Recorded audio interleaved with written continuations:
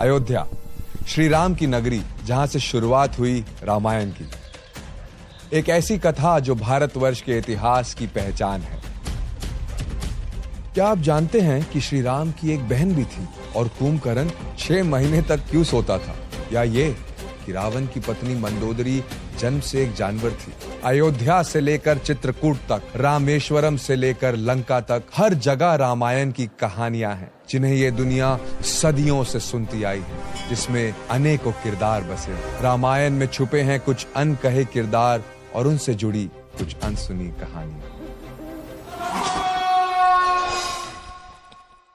ऋषि विसर्व और राक्षसी कैकसी की सबसे छोटी बेटी और रावण की बहन मीनाक्षी, इसे आगे चलकर शूर्पणखा के नाम से जाना गया। शूर्पणखा यानी लंबे नुकीले नाखूनों वाली। हम अक्सर सुनते हैं कि शूर्पणखा श्री राम और लक्ष्मण जी को देखकर उनकी ओर आकर्षित हो गई, लेकिन रामायण के कुछ वर्जन्स के अनुसार इस आकर्षण की आड़ में छुपी थी बदले की आग, जो शूर्पणखा रावण से ले रही थी। लेकिन आखिर ऐसी क्या बात थी शूर्पणखा अपने भाई के खिलाफ चली गई? जब शूर्पणखा जवान हुई तो दानव दुष्ट बुद्धि के प्यार में पड़ गई। दुष्ट बुद्धि काल के दानवों का राजा था। उन दोनों ने भागकर शादी कर ली। ये बात जब रावण को पता चली तो वो गुस्से से आग बबूला हो उठा, क्योंकि दानवों और असुरों के बीच सदियों से दुश्मनी चली आ रही थी। रावण हैरान था कि आखिर दानवों का राजा होने के बाद भी दुष्ट बुद्धि शूर्पणखा से शादी कैसे कर सकता है, जो शूर्पणखा की आड़ में रावण की मृत्यु का षड्यंत्र रच रहा था। रावण ने दुष्ट बुद्धि के राज्य पर हमला बोल दिया और उसकी हत्या कर दी। अपने पति के मृत्यु होने पर शूर्पणखा बहुत दुखी हुई और इसी कारण उसके मन में अपने भाई के खिलाफ नफरत बढ़ने लगी। यही कारण था कि उसने रावण के मन में सीता जी को पाने की इच्छा जगाई और रावण की मृत्यु और उसके परिवार के विनाश के साथ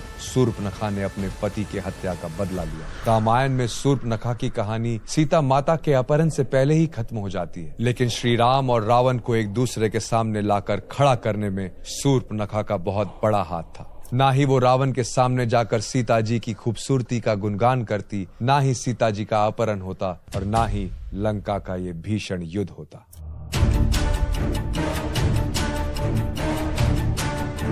रामायण का एक ऐसा राक्षस जो 6 महीने लगातार सोता था और फिर उठने के बाद 6 महीने लगातार खाता था, रावण का छोटा भाई कुंभकर्ण। लेकिन क्या आप जानते हैं कि कुंभकर्ण लगातार 6 महीने तक सोता क्यों रहता था? इसका कारण था एक श्राप। वाल्मीकि रामायण के युद्ध कांड के अनुसार जन्म होते ही कुंभकर्ण ने इस संसार में तबाही मचानी शुरू कर दी। वो हर रोज 1000 से भी ज्यादा जीव जंतुओं को खा जाता था। जब देवराज इंद्र को इस बारे में पता चला तो वो कुंभकर्ण को सबक सिखाने पहुंचे, लेकिन कुंभकर्ण इतना विशाल था कि उसने इंद्रदेव के वाहन ऐरावत का ही दांत तोड़कर इंद्र पर ही वार कर दिया। इस बात की शिकायत लेकर देवराज इंद्र सभी देवताओं के साथ ब्रह्मा जी के पास पहुंचे। ब्रह्मा जी समझ गए कि अगर ऐसा ही चलता रहा तो ये संसार जल्द ही खत्म हो जाएगा। वो कुंभकर्ण के पास पहुंचे और उसे श्राप दिया, आज से तुम एक मृत इंसान की तरह सोते रहोगे। जब रावण को इस बारे में पता चला तो वो ब्रह्मा जी के पास पहुंचा। उसने ब्रह्मा जी से कुंभकर्ण के श्राप को कम करने की प्रार्थना की। ब्रह्मा जी मान गए और इस श्राप को 6 महीने के लिए सीमित कर दिया।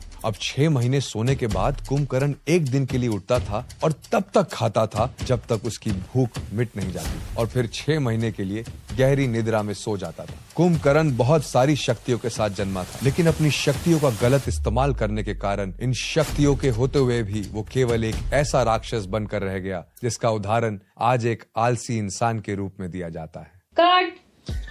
तब तक एक राज की बात बताओ। हम हमारे चैनल पे बहुत इंटरेस्टिंग और मिस्टीरियस वीडियोस बनाते रहते हैं, जिसमें बहुत मेहनत लगती है। तो अगर आपको हमारे वीडियोस पसंद आते हैं तो हमारा मेंबरशिप ज्वाइन कीजिए और हमें सपोर्ट कीजिए। थैंक्स।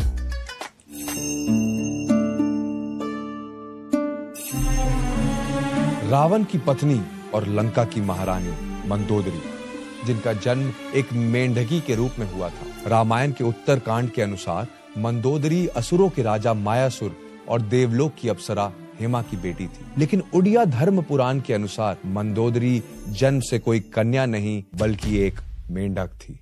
एक बार मंदार और उदर नाम के 2 ऋषि जो दूध पीने वाले थे, उसको एक सांप ने जहरीला बना दिया। ऋषि मुनियों को मृत्यु से बचाने के लिए एक मेंढकी ने उनके दूध में छलांग लगा दी। उन दोनों ने बिना इस बात को समझे उस मेंढकी को श्राप दे दिया और वो एक सुंदर कन्या में बदल गई, जिसे वेंगवती का नाम दिया गया। वेंगवती की खूबसूरती के चर्चे चारों ओर फैल गए और उसे पाने के लिए किष्किंधा के राजा वाली और लंकापति रावण में युद्ध हुआ। दोनों ने वेंगवती को अपने पूरे बल के साथ अपनी ओर खींचना शुरू किया। रावण और बाली दोनों महाशक्तिशाली थे, तो अब आप ही सोचिए कि उनका बल कितना ज्यादा होगा। और इस खींचतान में वेंगवती का कोमल शरीर बीच से चीर गया और उसके शरीर के 2 टुकड़े हो गए। तब यमराज और वायुदेव ने मिलकर उनके शरीर को फिर से जोड़ा और फिर ऋषि मंदार और उदर के नाम को मिलाकर उनका नाम पड़ा मंदोदरी। हमारे पुराणों में मंदोदरी को 5 कन्या में से एक माना जाता है। 5 कन्या द्रौपदी, कुंती, अहिल्या, मंदोदरी और तारा,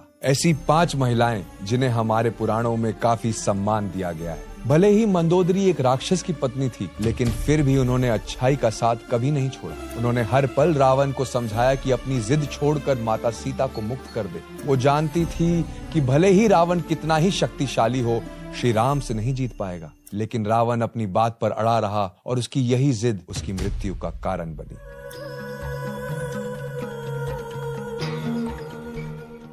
पूरा संसार श्री राम को राजा दशरथ के बड़े बेटे के रूप में जानता है, लेकिन श्री राम से भी पहले राजा दशरथ की एक बेटी थी जिनका नाम रामायण में लिया तो गया है, लेकिन उनके बारे में ज्यादा लोग नहीं जानते। राजा दशरथ और माता कौशल्या की पहली पुत्री और श्री राम की बड़ी बहन शांता, लेकिन उनका नाम रामायण में इतना महत्वपूर्ण होने के बाद भी गुम क्यों हो गया?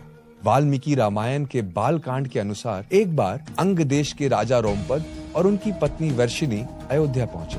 रोमपद राजा दशरथ के बहुत अच्छे दोस्त थे और वर्षिनी माता कौशल्या की बड़ी बहन थी। मजाक मजाक में वर्षिनी ने राजा दशरथ से उनकी पुत्री को मांग लिया। तब उनकी कोई संतान नहीं थी।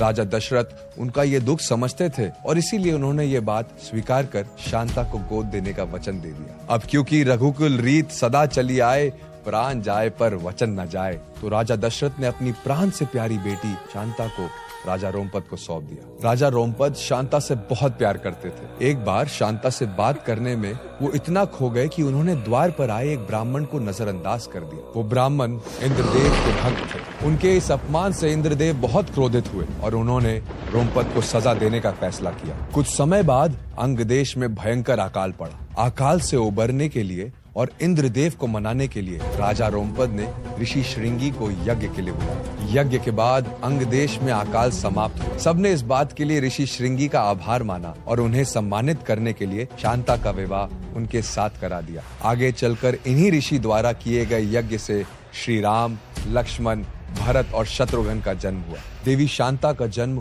हुआ तो रघुकुल में था, लेकिन राजा रोमपद के गोद लेने के बाद उनका ये महत्वपूर्ण स्थान रामायण के बाल कांड तक ही सीमित रह गया।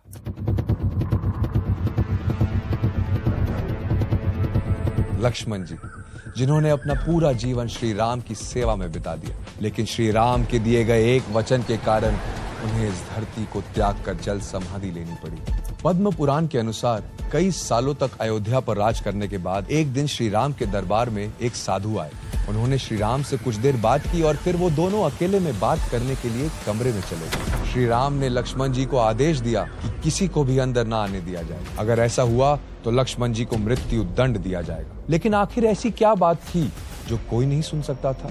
दरअसल ये साधु कोई मामूली ऋषि नहीं थे, बल्कि स्वयं यमराज थे, जो श्री राम को ये याद दिलाने आए थे कि अब इस धरती पर उनका कार्य पूरा हो गया है और अब उनके वैकुंठ लौटने का समय आ गया है। लेकिन यमराज ने श्री राम से ये वचन लिया था कि उनके बीच हो रही बात को कोई और ना सुने। इसी दौरान ऋषि दुर्वासा वहां पधारे। दुर्वासा ऋषि के भयंकर क्रोध के कारण बड़े बड़े देवता भी उनसे डरते थे, लेकिन श्री राम की आज्ञा का पालन करते हुए लक्ष्मण जी ने उन्हें भी दरवाजे पर ही रोक लिया। ऋषि दुर्वासा बहुत क्रोधित हो गए। उन्होंने चेतावनी दी कि इस अपमान के बदले वो श्री राम को श्राप दे सकते हैं। लक्ष्मण जी, जो अपने भाई से अनंत प्रेम करते थे, ये बात सुनकर घबरा गए। श्री राम को इस श्राप से बचाने के लिए उन्होंने खुद का त्याग करना सही समझा और कमरे के अंदर चले गए। लक्ष्मण जी को यूं अचानक देखकर श्री राम सारी बात समझ गए, लेकिन उनका वचन टूट गया। यमराज ने श्री राम से कहा कि लक्ष्मण जी को देश निकाला दिया जाए, क्योंकि श्री राम से दूर रहना उनके लिए किसी मृत्यु दंड से कम नहीं था।